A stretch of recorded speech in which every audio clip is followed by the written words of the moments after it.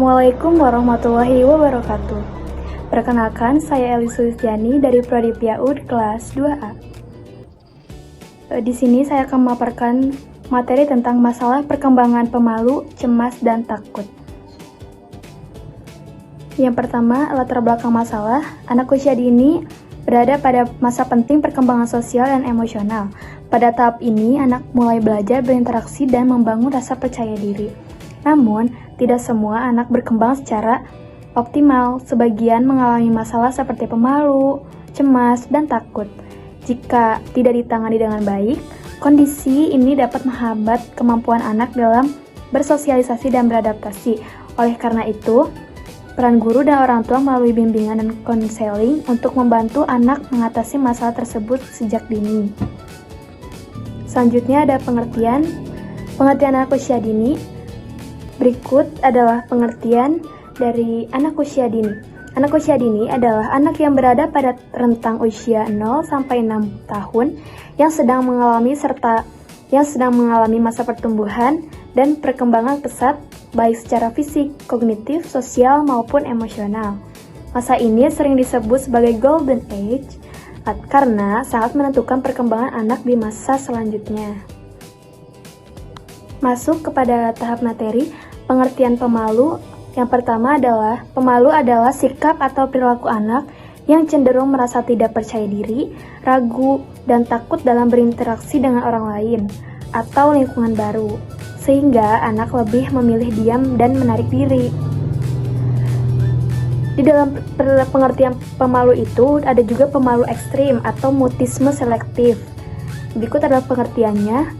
Mutisme selektif adalah kondisi ketika anak mampu berbicara dalam situasi tertentu, misalnya di rumah atau di lingkungan sekitarnya yang sedekat dengan si anak, tetapi tidak mau atau tidak mampu berbicara di situasi sosial lain seperti di sekolah dan yang lainnya. Kondisi ini termasuk gangguan kecemasan. Selanjutnya ada pengertian cemas. Cemas adalah perasaan khawatir, gelisah, atau takut tanpa sebab yang jelas yang dapat mempengaruhi perilaku dan emosi anak. Kecemasan juga ada yang sangat level tinggi dari kecemasan, yaitu contohnya seperti kecemasan perpisahan. Kondisi ketika anak merasa takut atau cemas berlebihan saat berpisah dengan orang tua atau orang yang terdekat. Selanjutnya pengertian takut. Takut adalah respon emosional alami terhadap ancaman atau bahaya, nyata maupun dibayangkan, yang membantu anak menghindari resiko. Rasa takut yang membantu anak menghindari resiko. Selanjutnya ada rasa takut berlebihan atau yang biasa kita sebut dengan fobia. Fobia adalah ketakutan yang tidak proporsional terhadap objek, situasi, atau aktivitas tertentu yang menyebabkan kecemasan berlebihan dan mengganggu aktivitas si anak. Nah, dari pengertian tersebut ada juga ciri-ciri dari materi-materi yang tadi saya sampaikan. Yang pertama ada ciri-ciri pemalu. Ciri-cirinya adalah tidak berbicara di situasi tertentu, misalnya di sekolah atau di tempat-tempat yang ramai. Terus bisa berbicara normal ketika di rumah saja. Dan menghindari kontak mata, tampak tegang atau cemas, dan menggunakan isyarat gesto atau berbicara. Nah, cara penanganannya adalah menciptakan lingkungan yang nyaman, tidak memaksa anak berbicara. Contohnya ketika si anak sedang di kelas atau di sekolah, terus suruh maju ke depan oleh gurunya. Nah, si anak ini jangan dipaksa untuk berbicara karena itu sudah tahu lah, apalagi gurunya kalau dia itu pemalu. Dan juga memberikan pujian saat anak mencoba berkomunikasi. Nah, boleh nih ketika si anak emang berani maju ke depan dan dia mulai berani berkomunikasi, kasihlah pujian sebagai penghargaan atas keberaniannya. Selanjutnya ada ciri-ciri cemas. Ciri-ciri cemas diantaranya adalah menangis saat tinggal orang tua. Itu sudah pasti si anak merasa cemas karena ketika berpisah ditinggal orang tua, mungkin dirinya merasa takut, khawatir atau kecemasan yang sangat luar biasa. Terus takut berpisah atau pergi ke sekolah, menempel pada orang tua terus. Tuh, anak yang cemas ciri-cirinya adalah menempel pada orang tua terus. Misalnya dia nggak mau bermain sama temennya, nggak mau bergaul sama temennya ketika di sekolah, atau ketika baru diantar ke sekolah dia nggak mau langsung masuk ke kelas, maunya sama orang tuanya. Itu adalah ciri-ciri anak yang cemas. Dan yang terakhir, gelisah dan sulit tenang.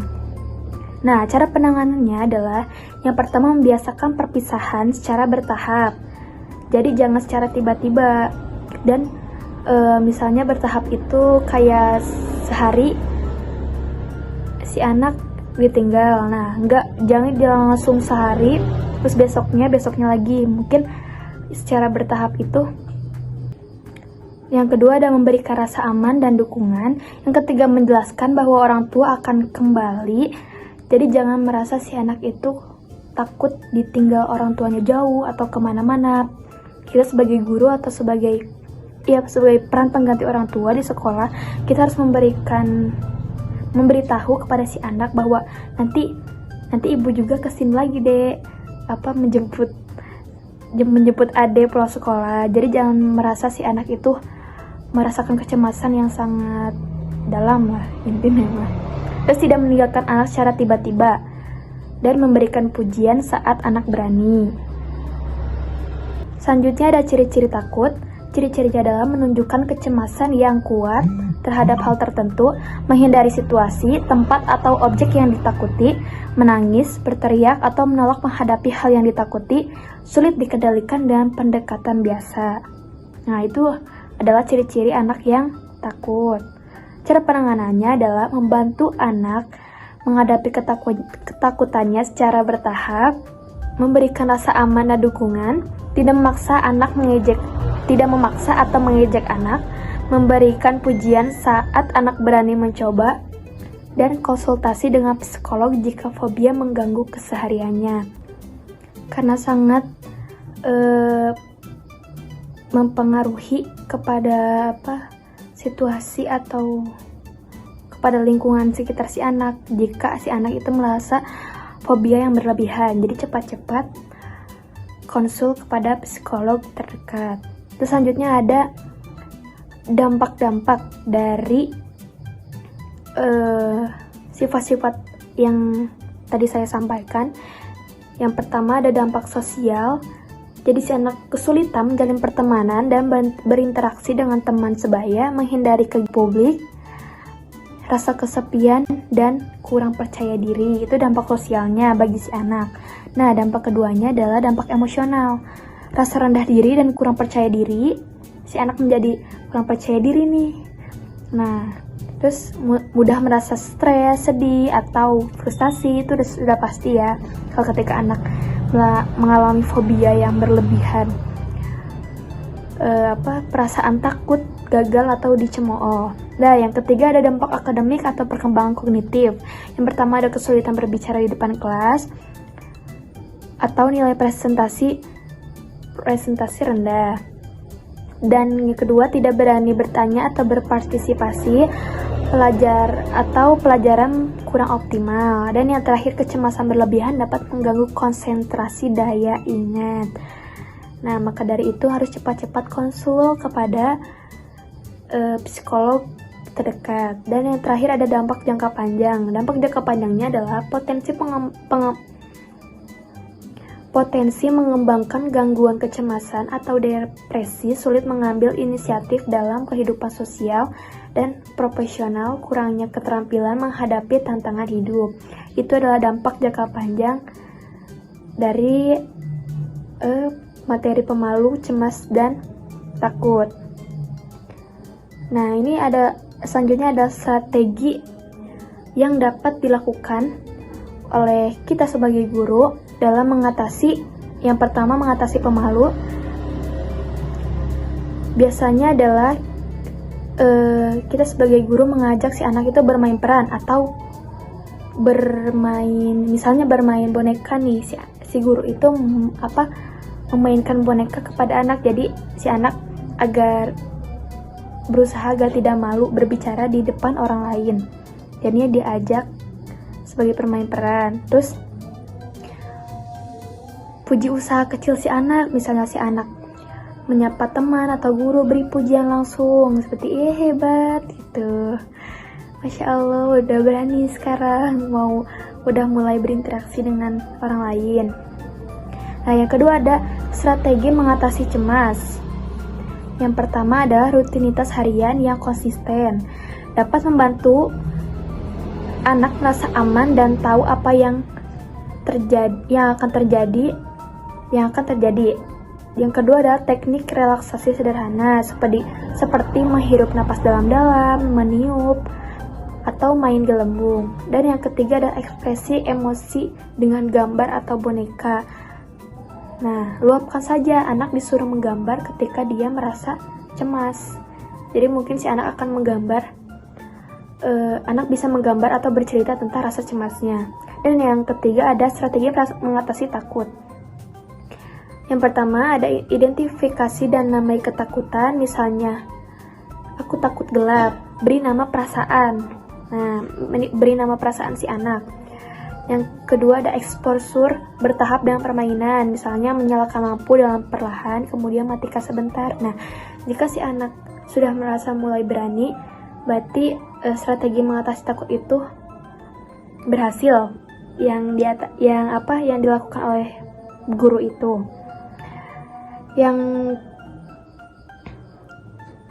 Dan yang terakhir adalah dukungan orang tua atau guru. Atau bisa juga dengan self-talk sederhana. Contohnya ajari anak mengatakan, aku berani, aku bisa setiap hari. Agar si anak tidak merasa takut terus atau takut mencoba hal-hal baru atau hal-hal yang merasa dia mungkin terlalu sulit atau bagaimana. Jadi biasakan mengajarkan anak dengan ucapan, aku berani, aku bisa.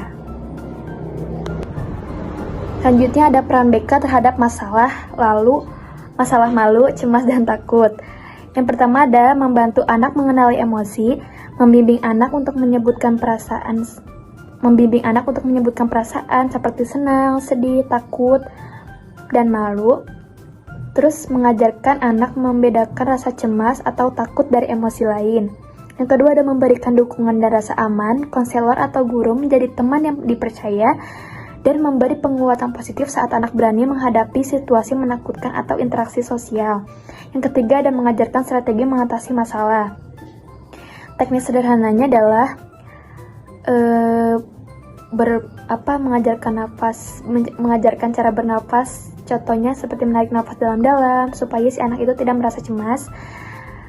Bermain peran, self-talk sederhana, memberikan pengalaman sosial bertahap melalui permainan kelompok kecil. Yang keempat adalah membantu perkembangan sosial, memfasilitasi anak untuk berinteraksi dengan teman sebaya, mengajarkan etika berbagi, bergilir, dan bekerja sama.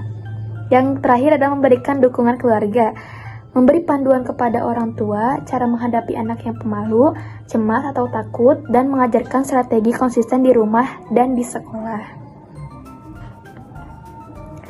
Nah, berikutnya adalah contoh kegiatan bimbingan BK atau bimbingan konseling terhadap masalah malu, cemas, dan takut. Yang pertama, kegiatan untuk mengatasi pemalu adalah permainan perkenalan ringan. Contohnya si anak bergiliran menyapa teman atau guru menggunakan boneka.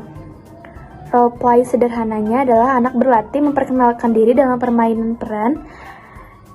Dan selanjutnya pujian dan reward, memberikan stiker atau tepuk tangan saat anak berani berbicara atau berinteraksi. Yang kedua ada kegiatan untuk mengatasi cemas. Yang pertama latihan pernapasan dan relaksasi, bisa dengan meniup gelembung atau menarik napas dalam-dalam atau yoga anak sederhana. Ekspresi emosi dengan media kreatif, contohnya bisa dengan menggambar perasaan, menggunakan boneka untuk menceritakan kekhawatiran. Cerita dan dongeng dengan pesan keberanian, bisa dengan dibacakan cerita yang menenangkan dan mengajarkan menghadapi rasa cemas. Yang selanjutnya ada mengatasi takut, identifikasi dan nama ketakutan. Anak menunjukkan ketakutan menggunakan gambar atau boneka exposure bertahap. Bermain dalam situasi yang menakutkan secara bertahap, misal menyalakan lampu dalam sebentar. Pendampingan self-talk sederhana, anak-anak mendampingi guru atau orang tua sambil mengucapkan "aku berani". Dan yang terakhir adalah kegiatan sosial yang terintegrasi circle time atau sharing time. Si anak berbagi pengalaman, perasaan, atau cerita singkat di kelompok kecil itu. Dan bisa juga dengan permainan kelompok seperti mengajarkan bergiliran, kerjasama, dan keberanian berinteraksi. Nah, jadi kesimpulannya, pemalu, cemas, dan takut adalah hal yang wajar pada anak usia dini karena mereka sedang belajar mengenali diri dan lingkungan. Meski normal, kondisi ini dapat mempengaruhi interaksi sosial, ekspresi emosi, dan partisipasi dalam belajar. Bimbingan konseling membantu anak mengenali perasaan, memberi rasa aman, serta mengajarkan strategi sederhana melalui permainan, cerita, latihan pernapasan, dan dukungan guru, serta orang tua, sehingga anak menjadi lebih percaya diri dan berani berinteraksi. Oke, mungkin cukup sekian paparan yang dapat saya sampaikan. Kurang lebihnya mohon dimaafkan. Semoga bermanfaat dan see you next time. Wassalamualaikum warahmatullahi wabarakatuh.